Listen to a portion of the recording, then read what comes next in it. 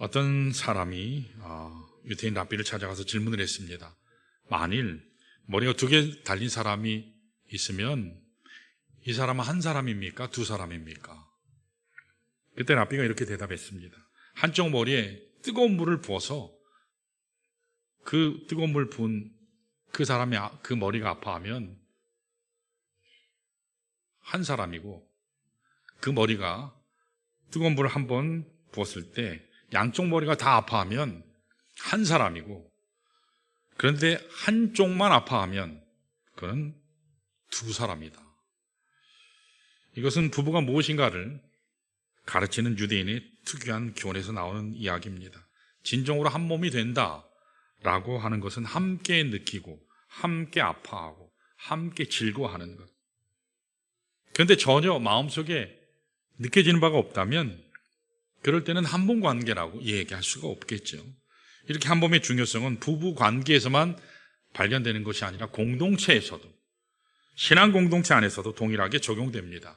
사도 바울은 교회가 무엇인가 이야기할 때 one body, 한 몸 관계라고 그렇게 이야기를 많이 해요. 우리 가운데 여러 가지 지체가 있지만 많은 지체를 가졌으나 몸은 하나다. 우리 그리스도인이 구성하고 있는 신앙 공동체는 예수 그리스도 안에서 한 몸 된 관계성이다.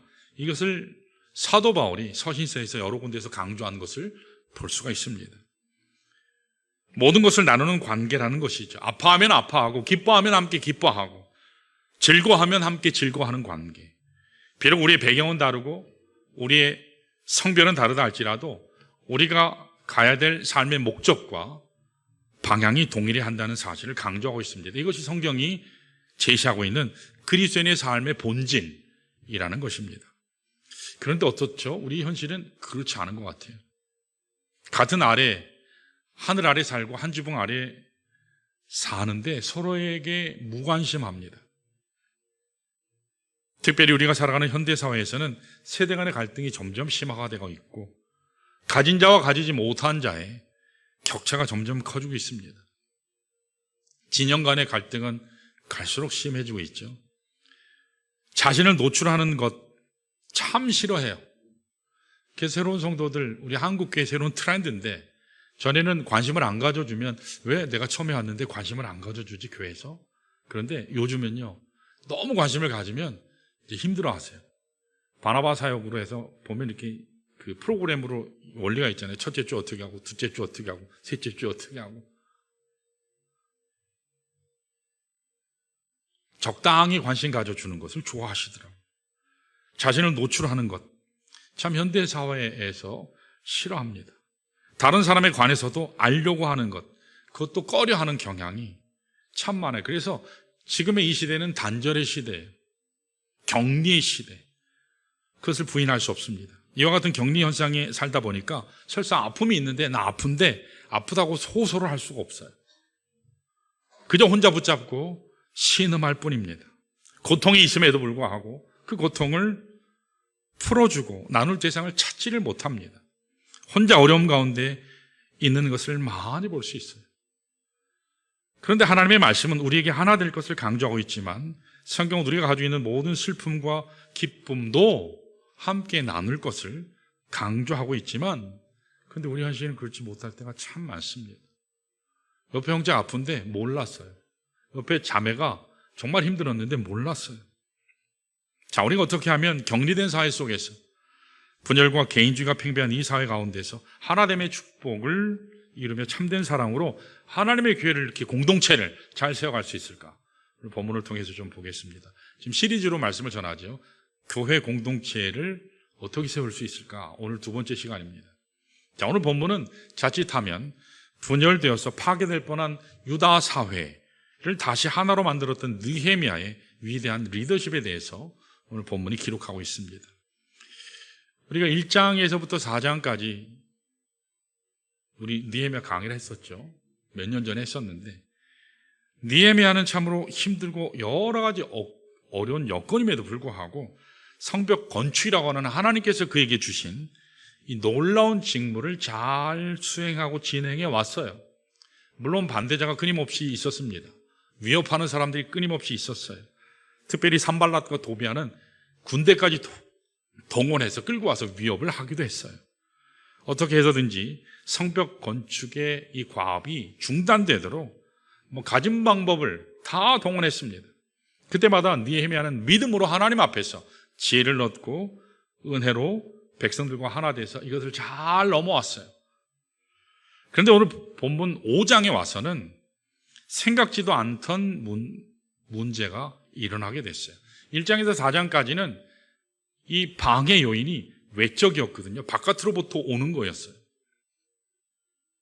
그런데 오늘 본문 5장에 오니까 느헤미야의 이 성벽 건축 방해 요인이 바깥에서 오는 요인이 아니라 이제는 내부적인 문제가 일어난 거예요. 내적인 갈등이에요. 시간 관계상 읽지는 않았지만 1절에서 5절까지 말씀을 보시면 그 문제가 무엇이었는가가 잘 기록되어 있어요. 자, 우리 한번 특별히 3절 한번 볼까요? 3절에 이렇게 기록되어 있습니다. 읽습니다. 시작. 어떤 사람은 말하기를 우리가 밭과 포도원과 집이라도 저당 잡히고 이 흉년의 곡식을 얻자 하고 그랬어요. 자, 여기 보면 흉년이라는 말이 나오죠. 이 흉년이요. 근데 이 흉년의 기간이 꽤 길었던 것 같아요.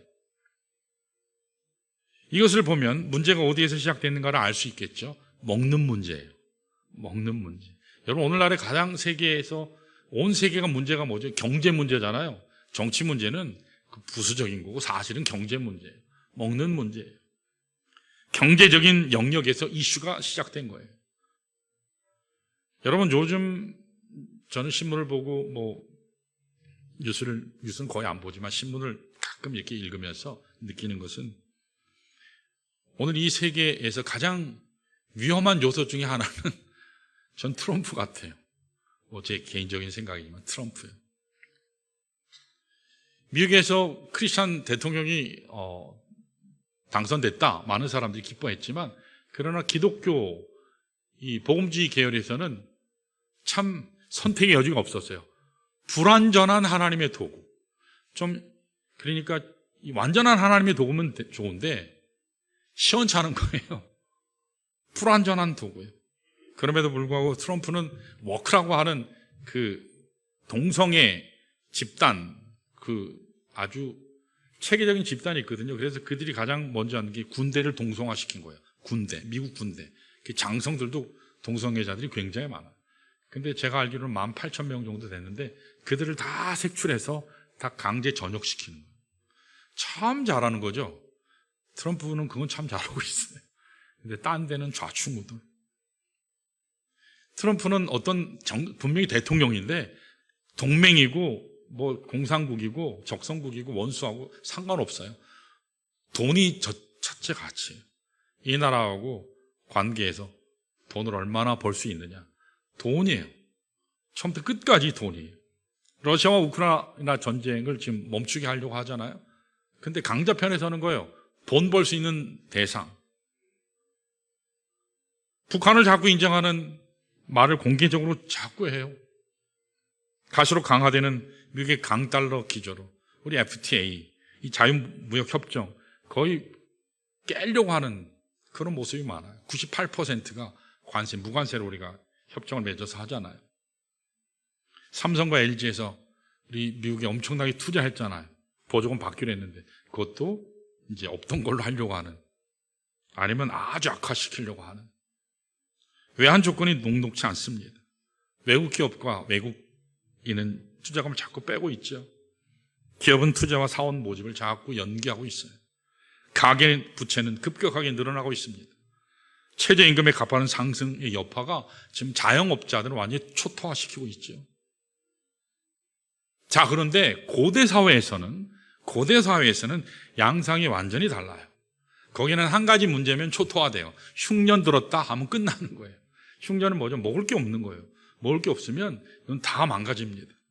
흉년이 들면 당장 먹고 살 양식이 없기 때문에 자식들이 굶주릴 수밖에 없습니다. 아내들은 가사를 아무리 열심히 꾸려도, 아무리 애를 써도 이 먹는 문제를 해결할 수 없어요. 자, 계속해서 4절, 5절을 보시면 이 같은 흉년이 얼마나 지속되었는지 알 수 없어요. 꽤 지속됐던 것 같아요. 근데 그들 가운데 어떤 문제까지 생기냐면 먹을 게 없으니까 이제 땅까지 팔아요. 팔기 전에 이제 저당 잡히죠. 그러는 못 갚으니까 뺏기죠. 빚을 내기는 했지만 당장 먹고 살 것이 없어서 저당 잡혀서 빚을 내긴 했지만 문제 해결되지 않아요. 빚이 늘어서 땅도 뺏깁니다. 나중에는 자기 자녀까지도 종으로 팔아야 되는 극단적인 경우가 빈번하게 일어났어요. 어디에서요? 유대 사회, 유대 공동체 안에서. 유대 공동체 안에서 이 일이 일어난 거예요.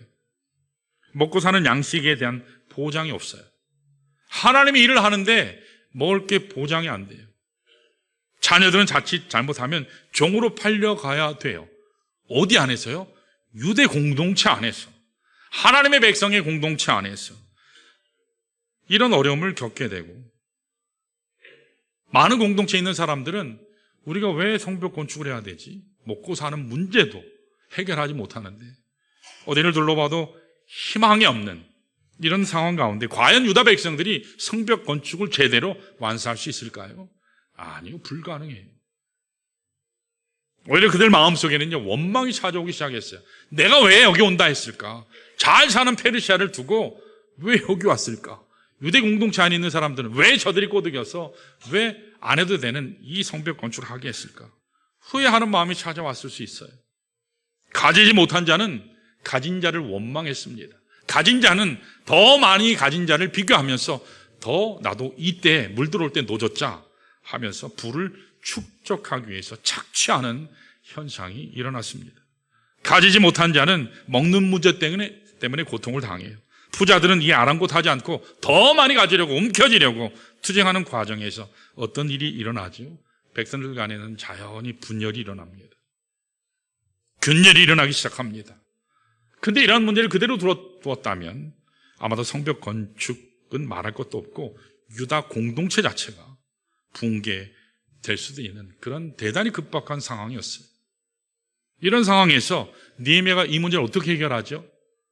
자, 6절을 보면 먼저 느헤미야는 그들의 부르짖음에 귀를 기울였다라고 본문에 나와요. 귀를 기울였습니다. 느헤미야는 백성들이 먹고 살 수가 없다, 가난과 고통 가운데 신음하며 부르짖을 때에 그들의 아픔은 나하고 상관없어, 나는 성벽만 건축하면 돼, 구경꾼이나 방관자나 제3자의 아픔으로 생각한 것이 아니라 그들의 아픔을 자신의 아픔으로 받아들였어요. 그들의 슬픔을, 그들의 가혹함을 자신의 가혹함으로 받아들였어요. 같은 마음을 가진 거예요. 컴패션이에요. 우리 컴패션 선교단체도 있죠. 컴패션 선교단체가 같은 마음을 갖는다, 그 말이에요. 느헤미야는 형제와 자매가 아파하고 힘들어할 때에 그들과 동일한 심정을 가졌다는 거죠. 같이 아파했어요. 같이 울었어요. 같이 힘들어했습니다. 여러분, 사랑의 결속, 하나됨의 회복은 이런 같은 마음으로부터 시작돼요. 같은 마음이요. 함께 느낄 수 없으면 함께 갈 수 없어요. 아파하는 사람이 있는데 아픈가 보다, 그러면 여러분 함께 일으켜서 도우면서 갈 수 있을까요? 못해요. 함께 헤쳐나갈 수 없습니다. 느헤미야는 무엇보다도 먼저 백성들의 아픔과 고통을 들을 수 있는 이 같은 마음을 가졌어요. 자, 그리고 나서 또 한 가지 7절 말씀을 보시면 귀족들과 상류층들 사람들을 어떻게 했죠? 한번 읽어볼까요? 7절 시작. 깊이 생각하고 귀족들과 민장들을 꾸짖어 그들에게 이르기를 너희가 각기 형제에게 높은 이자를 취하는도다 하고 되를 열고 그들을 쳐서 그랬어요. 여러분, 왜 느헤미야가 갑자기 대를 소집했을까요? 느헤미야가 있어서 지금 일어난 문제는 개인적으로 풀 수 있는 문제가 아니에요. 온 공동체가 함께 짐져야 되고 함께 동참해야지 풀 수 있는 사안이었기 때문에 전체 회중을 모은 것입니다. 그리고 모든 회중이 보는 앞에서 지금까지 가난한 자들을 착취했었던 귀족들, 상류층들 사람들을 호되게 책망해요. 호되게 책망해요. 그리고 동시에 고통 가운데 있는 그 백성들의 아픔을 함께 나눌 것을 또 호소하고 있어요. 책망하기도 하지만 또 호소하고도 있습니다. 그런데 감사하게도 오늘 말씀 성경을 보니까 귀족들, 민장들, 이 상류층 사람들이 느헤미야의 제안에 귀를 기울이고 그 제안의 기쁨으로 받아들여요. 권리를 내려놓고 자기 권리를 포기합니다. 참 이거 하나님 은혜죠. 만약에 못해 그랬으면 어떻게 되는 거죠? 그럼 끝나는 거예요. 거기에서 각자 갈 길 가는 거죠. 온 유다 백성이 다시 한번 하나님 앞에서 하나 되는 놀라운 일이 벌어져요. 이게 영적인 결속이죠. 하나됨이죠. 사랑하는 여러분, 하나님의 교회에서는 여러 사람들이 모여서 함께 신앙생활해요. 그러므로 우리는 성격도 다르고 배경도 다르고 학식도 다르고 기질도 다르고 취향도 달라요. 동일할 수가 없습니다. 그럴지라도 하나님께서 우리에게 부여하신 공동과제를 그 목표를 설정하고 하나님께서 우리에게 주신 성령의 능력과 사랑의 손을 서로 내밀 때에 참된 하나님의 공동체를 여러분 이루어갈 수 있는 것입니다. 자, 오늘 우리 교회에 정말 필요한 것이 뭐냐? 한국교회에 필요한 것이 뭐냐? 하나님의 공동체를 잘 세우는 게 필요해요. 자, 오늘 말씀을 통해서 어떻게 하면 하나된 교회 공동체를 잘 세워갈 수 있을까? 본문을 통해서 한번 나눠보겠습니다. 자, 첫 번째로 따라할까요? 바른 동기를 통해서 된다. 제가 한마디로 얘기하면 따라하세요. 하나님으로 시작하라. 여러분 시작을 하나님으로 하셔야 돼요. 하나님이 시작이라 해야 돼요. 자, 어제 결혼식 여러분 오셨죠? 오신 분도 있고 못 오신 분도 있고, 제가 오랜만에 주례를 해서 한 6년 만에 주례를 한 것 같은데 서울에 가서 첫인상은 참 정신이 없다, 너무 정신이 없다, 그런 인상이 있었지만 너무 행복해하고 귀한 가정이 태어난 모습 너무너무 감사했어요. 어제 제가 말씀을 딱 7분 전 했는데 주례사를 그렇게 짧게 보긴 제가 처음이에요. 생애에서 주례를 제가 거의 한 7-8번 한 것 같은데 그렇게 짧게 한 게 처음이에요. 아까 우리 신동경 집사님 얘기하시는데 우리 그 다음 타자가 우리 여기 좀 왔죠? 신랑? 일부 예배하고 갔구나. 우리 예림 자매 변중 형제 하는데 목사님 예림이 때는 더 짧게 하셔야 된다는데요. 그래서 이런 제가 짧게 줄이더라고 얼마나 힘들었는데 그걸 또 그래서 제 안사람은 옆에 목사님 다음에는 말씀 본문이 또 다르죠? 그러더라고요. 그래서 달라야지. 성도들이 다 들었는데 똑같은 거 하면 안 되잖아요. 5분을 하라니, 야 5분 잘 먹고 잘 살아라 그 한마디 하고 내려와야 될 것 같아요. 여러분 어제 오셔서 어떠셨어요? 정말 축복하시는 마음으로 오시지 않았어요? 그렇죠? 정말 잘 살길 바란다. 어제 말씀의 핵심은 하나님으로 시작하라는 거예요. 하나님으로 시작하면 하나님이 책임진다는 거예요. 하나님으로 시작하고 하나님으로 마치면 여러분 그게 성공적인 인생인 줄 믿습니다. 여러분 하나님으로 시작하셔야 돼요. 여기 바른 동기는 하나님이에요. 하나님으로 비롯돼야지 제대로 갈 수 있어요. 하나님에게서 나지 않는 잘못된 동기로 시작하면 절대로 화합은 이룰 수 없어요. 생각이 다 다른데요. 생각이 다 다른데요. 기질이 다 다른데요. 목표가 다 다른데요. 어떻게 하나 될 수 있을까요? 하나님으로 시작하지 않으면 절대로 하나 될 수 없어요. 자, 여기 오늘 느헤미야는 하나님이 주신 지혜 가운데 지금 이 분열이 왜 일어났을까? 이 공동체가 왜 깨어졌을까? 그것을 하나님이 주신 눈으로 간파했어요. 그 내용이 9절에 나와요. 우리 9절 한번 읽어볼까요? 그러면서 이 귀족들과 상류층에 있는 민장들을 굉장히 호되게 꾸짖고 있죠. 자, 읽습니다. 9절 시작. 내가 또 이르기를 너희의 소행이 좋지 못하도다. 우리의 대적 이방 사람의 비방을 생각하고 우리 하나님을 경외하는 가운데 행할 것이 아니냐. 아멘. 저기 보면 하나님을 경외하는 가운데 행할 것이 아니냐. 여긴 빨간 줄로 끄셔야 돼요.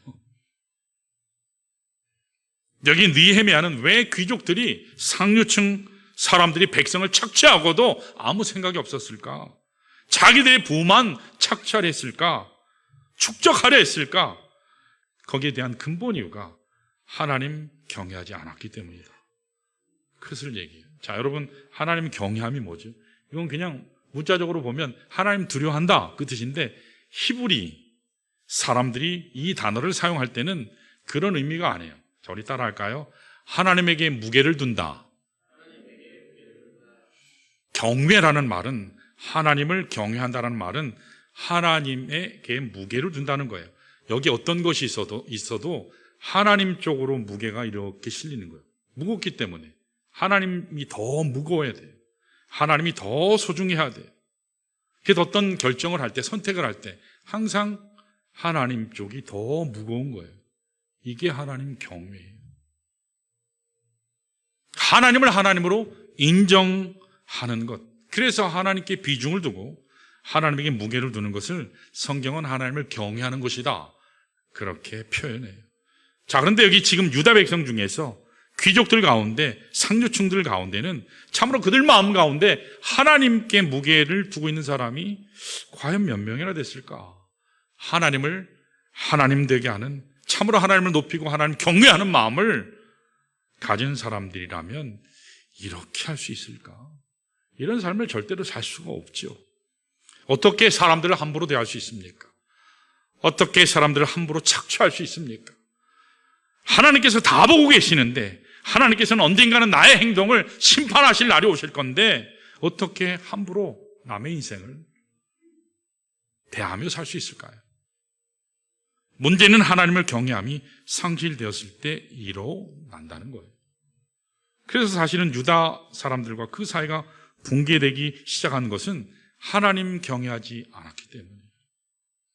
그래서 계층 간의 갈등이 생기고 상처가 주어지게 되고 서로 냉혹하게 투쟁하는, 착취하고 부만 축적하는, 또 원망 가운데 있는 그러한 분위기로 급변하게 된 것입니다.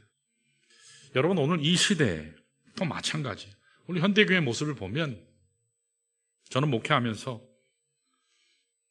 참 암울한 생각을 할 때가 참 많아요. 과연 더 많은 하나님의 사람들이 하나님의 일을 하려고 해야 되는데 지금 세상의 가치가 하나님의 교회에 참 많이 들어와 있어요. 부사역자들은요, 제가 지지난주에 교사 세미나 할 때도 말씀드렸지만 한국교회 선배 목사님이 그런 얘기를 하셨어요. 요새 젊은 사역자들은 노가다를 하려 하지 않는다. 그 노가다라는 말은 막일을 얘기하는 건 아니에요. 힘든 일, 하나님의 일을 더 진하게 하려고 하는 그런 마음 자체가 지금은 없다라는 얘기를 해요. 옛날에는 너무 열심히 해서 담임 목사님들이 야, 조금만 해. 너 담임 목사 아니에요. 저 같은 경우에도 미국에서 이민교회 사역할 때 주일날만 와서 사역하라 했지만 제가 학생이었기 때문에 토요일날 가서 사역하고 돕고 하면 목사님이요, 오지 마라 그래요. 너는 유학생이야. 너는 담임 목사 못 돼. 마치 자리를 뺏으려 하는 것처럼 목사님들이 착각하고 그랬거든요. 너무 열심히 하면 싫어했어요. 근데 그런 마음을 부사역자들이 가졌거든요. 근데 지금은 물론 담임 목사들의 잘못이 있죠. 근데 그렇게 하려고 하는 사역자가 거의 없어요. 팬데믹 이후로 한국교회가 6분의 1이 없어졌어요. 10,000개가 없어졌어요. 엄청난 사회적인 변화가 있었죠. 가치의 변화가 있었어요. 신앙 공동체에도 엄청난 영향을 미쳤습니다. 그래서 많은 사람들이 예배를 소홀히 해요. 많은 사람들이 기도 모임을 소홀히 해요. 더 나가서 섬기고 나누는 공동체를 소홀히 여겨요.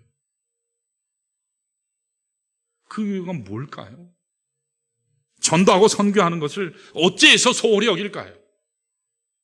다음 세대 양육하는 이 귀한 사역을 왜 소홀히 여길까요? 물론 여러 가지 이유가 있을 거예요. 피치 못한 사정들도 있습니다. 그러나 진짜 문제는 무엇입니까? 여러분, 진짜 문제가 경제적인 것이 진짜 문제일까요? 그렇지 않아요.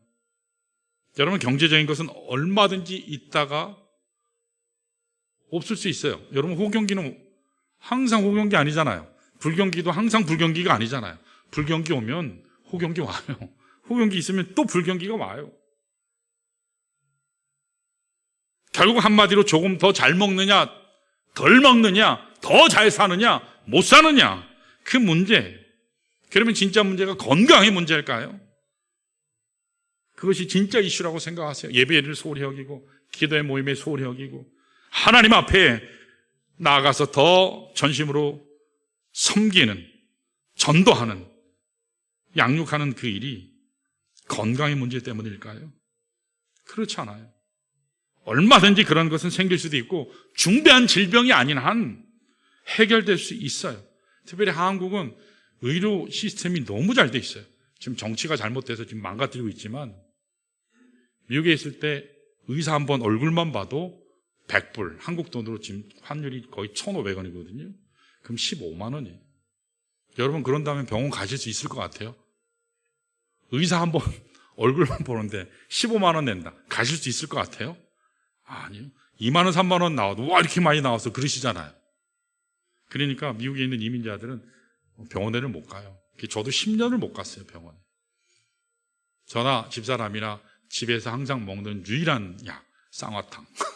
쌍화탕. 아파도 쌍화탕, 배탈 나도 쌍화탕, 몸살 나도 쌍화탕. 그거였어요, 항상. 여러분, 건강이 진짜 문제가 아니에요. 그렇다면 우리가 가지고 있는 진짜 문제가 뭘까요? 하나님을 떠났다는 데 있어요. 아니요, 목사님. 저 하나님 안 떠났는데요. 아니요! 저는 하나님 안 떠났어요. 아니라고요. 그렇다면 과연 여러분은 어떤 사역으로 하나님을 기쁘시게 하세요? 과연 우리는 하나님 나라를 이 땅에 어디에서 어떻게 펼쳐가고 계세요? 하나님은 각각 우리 행실대로 하나님 나라 임할 때, 주 예수 강림하실 때 그리스도의 심판대 앞에 다 선다 하셨어요. 서게 하신다 했어요. 여러분, 하나님의 임재 가운데 드려지는 예배를 통해서 구원하심이 보좌에 앉으신 우리 하나님과 어린 양을 드높이는 하나님 나라 실현을 여러분 연습하세요. 하나님의 임재 가운데 드려지는 기도를 통해서 산을 옮길 만한 믿음, 홍해를 가를 만한 믿음, 여리고 성을 무너뜨리는 위대한 하나님의 역사를 여러분 경험하세요. 하나님 임재 가운데 하나님 역사하심, 사망의 강을 내고 광야의 꽃이 만게 하는 하나님 역사를 여러분 경험하고 계세요. 하나님이 임재하신 가운데 드리는 찬양을 통해서 치유가 일어나고 회복이 일어나고 사망 권세 잡은 모든 결박에서 해방되는, 자유케 되는 경험을 여러분들 하세요. 그걸 경험하면 그때 비로소 하나님 경외함이 바로 되는 거예요. 제가 미국에 1999년 10월에 유학을 갔었는데 그때 제가 딱 가니까 크리스마스죠. 메리 크리스마스. 방송에서 막 나와야 될 것 같은데 메리 크리스마스가 아니라 해피 할러데이.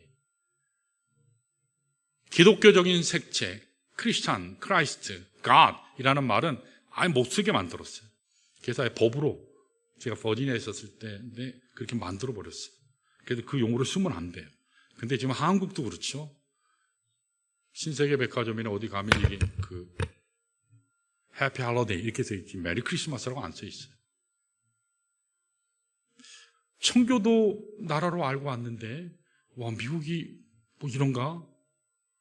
점점 타락해가는 모습, 하나님을 점점 지어가는 모습, 학교에서 기도를 금지시키고 성경 공부를 금지시키고 엄마 아빠, 캘리포니아는 엄마 아빠라는 말을 쓰지 못하게 해요. 왜? 동성애자 자녀들이 상처받는다고. 과거에 그들은 하나님께 모든 것을 걸었어요. 근데 지금은 물질의 양에, 군사력에, 경제력에 그들이 목숨 거는 걸 보게 돼요. 근데 이게 미국 얘기만이 아니라 오늘 우리 얘기예요. 우리 얘기예요. 여러분 하나님께 전부를 거실 수 있으시기를 축원합니다. 여러분 하나님께 건다는 건 하나님으로 시작한다는 말이에요. 전능하신 하나님, 창조주 하나님, 모든 우주 만물의 주인 되신 전능하신 그 하나님으로 시작하면 안 될 일이 없는 줄 믿습니다. 하나님께서 이루세요. 근데 오늘 우리는 그 하나님을 불신해요. 여러분, 이 나라가 이런 혼란 가운데 있는 것은 한국교회 책임이고 우리들의 책임이에요. 다시 하나님 앞으로 돌아와야 할 줄 믿습니다. 하나님 경외함에 여러분 승리하시기를 축원합니다. 하나님 경외함에 승리하면 여러분 형통하게 돼요. 자, 우리 옆에 있는 분들 같이 경배해 볼까요? 하나님으로 시작합시다. 자, 다시요. 하나님으로 시작합시다. 예, 하나님으로 시작하시면 승리합니다. 자, 한 가지만 더. 자, 한 가지 더. 우리 따라할까요? 희생하는 결단을 통해서 한다. 여러분, 분열된 사회를 상처받은 공동체를 하나로 먹는 데는 절대로 그냥 되지 않아요. 희생의 대가지불이 반드시 필요해요. 자, 우리 10절을 보시면 느헤미야도 사실은 이자놀이 했었거든요. 근데 그 이자놀이라는 게 뭐 이렇게 착취하려고 하는 건 아니었어요. 근데 돌아가는 분위기가 보니까 이래서는 안 되겠구나. 스스로 회개하고 하나님 앞에 나아가거든요. 자, 우리 10절 읽습니다. 시작. 나와 내 형제와 종자들도 역시 돈과 양식을 백성에게 구워 주었거니와 우리가 그 이자 받기를 그치자 그랬습니다. 여러분 11절을 참고해 보시면 그 당시 이자 받은 게 한 달에 1%씩 받은 것 같아요. 월 1%. 이게 연 따지면 12%죠. 이거 싼 거 아니죠. 근데 이걸 어떻게 하겠다고요? 포기하자. 그치자. 느헤미야가 서서 외치는 거예요. 우리가 지금 잘못하고 있다. 우리 공동체에 지금까지 우리의 이익을 챙기기 위해서, 소득을 늘리기 위해서, 우리 공동체에 있는 우리 백성들, 사람들, 그들로부터 이자 받는 거, 이거 잘못된 거다. 이거 포기하자. 중재하자. 이 권리 내려놓자. 다행히 귀족들이요, 그 제안을 받아들여요. 분열될 뻔했는데 한 사람의 마중수로, 여러분 펌프질 할 때도 그 물을 다 끌어올리려면 물 한 바가지만 있으면 되잖아요. 부으면 쫙 뽑아낼 수 있잖아요. 마중수예요. 여러분 어떠한 곳에서도 여러분 마중수 되시길 바랍니다. 섬김의 마중수가 필요해요. 은혜의 마중수가 필요해요. 우리 안에 다 하나님의 은혜가 있거든요. 근데 그 은혜를 퍼올릴 계기가 필요해요. 그것을 여러분들이 서로 함께 하시길 바랍니다. 소중한 것일수록 그냥 주어지지 않아요. 대가지불이 반드시 필요합니다. 여러분의 가정을 회복하고 신앙 공동체를 회복하고 이 사회를 회복하고 하는 것, 그건 그냥 되지 않습니다. 대가지불이 필요해요. 여러분, 예수 그리스도께서 이 땅에 오실 때 그냥 우리에게 오시지 않았어요. 저 위에서 말로만 야, 내가 십자가를 질 예정이야, 계획이야. 그러면서 3000년째 계속 그러고 계시면 그거는 우리 사랑하는 거 아니에요. 내가 너 정말 사랑해. 너 힘들고 외로운 거 내가 관심 많아. 여러분, 하늘 보좌만 앉아 계시면 그 하나님 저 같으면 안 믿어요. 그 어쨌다고요, 그 하나님. 내 삶에 아무 상관이 없는데. 말씀이 육신이 돼서 우리 가운데 오셨어요. 자신이 가지신 모든 것을 다 쏟아부어 주셨어요. 하나님과 동등됨을 포기하셨어요. 인간의 육체로 오셨지만 인간이 당하는 모든 고통을 다 당하셨어요. 피 한 방울 남기지 않고 다 쏟아부어 주셨어요. 이방인과 유대인이 하나 되게 하셨어요. 먼데 있는 자와 가까이 있는 자를 하나 되게 하셨어요. 한 가족 되게 하셨어요. 지금까지 분열되고 깨어졌던 인류가 다시 예수 그리스도로 말미암아 평화를 이루어 가게 하신 것이 바로 십자가, 희생, 대가지불이 있었기 때문에 이것이 됐어요. 여러분, 우리도 마찬가지. 우리 종교회가 세워질 때 그냥 세워졌나요? 아니요. 여기 있는 의자 하나, 강단에 있는 이 소모품 하나하나, 벽돌 하나, 유리 한 장 한 장, 교회 구석구석에 누군가의 수고가 있기 때문에 이 교회가 세워진 것입니다. 하나님께서 이제 9년 전 저희 가정을 이곳에 보내셨어요. 어떻게 보면 마중수죠. 개인적인 대가지불이 저에게도 많았어요.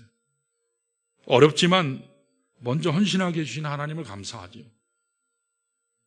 함께 하신 성도들이 있어서 우리가 여기까지 오게 됐어요. 여러분 더 많이 함께 여러분 참여해 주시기를 바랍니다. 그래서 1인 1사역이 중요해요. 1인 1사역이요. 어떤 한 사람도 그냥 거저 왔다 가는 것이 아니라 일사역이요. 우리 사회도 마찬가지고요. 오늘 이 시대에 분열되고 깨어진 이 사회 한가운데서도 다시 새로운 화목, 새로운 회복을 추구하기를 원한다면 누군가 먼저 희생해야 되거든요. 근데 오늘 정치인들을 보면 아무도 희생하지 않아요. 희생하지 않아요. 참 안타까워요. 누군가 먼저 섬겨야 돼요. 누군가 먼저 큰 가슴으로 용납해야 합니다. 여러분, 누가 먼저 하면 될까요? 누가 먼저 희생하면 될까요? 누가 먼저 섬기면 될까요? 따라합니다. 내가 먼저 한다. 자, 우리 서로 해볼까요? 내가 먼저 한다. 네가 먼저 한다 그러시면 안 되고 내가 먼저 한다. 내가 먼저 하면 돼요. 내가 먼저 하면 됩니다. 경충진교회 지난 월요일날 모였는데 목사님들이 오시면, 저에게 오시면 좋은 교회는 좋은 교회라고 그러면서 딴 때보다 많이 오세요. 딴 때보다 많이 오세요. 다 한 50명 됐거든요.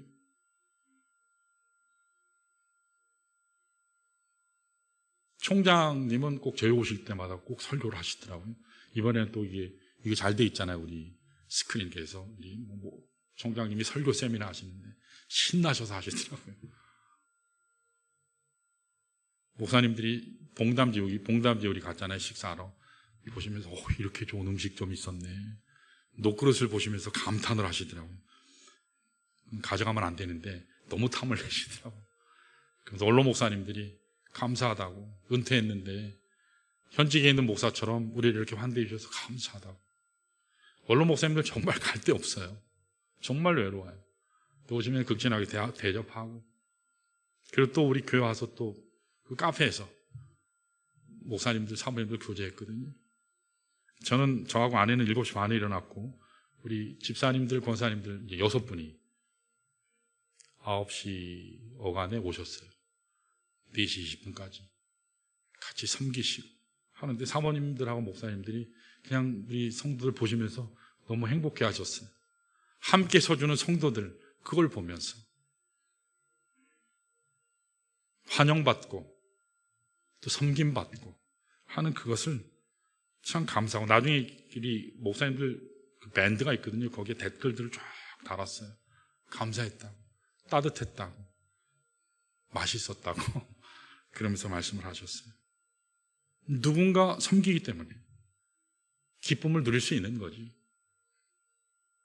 자, 우리 마지막으로 한마디만 하고 마칠까요? 먼저 축복합시다. 먼저 축복합시다. 자, 이 시간에 다 일어나셔서 우리 하나님 앞에 우리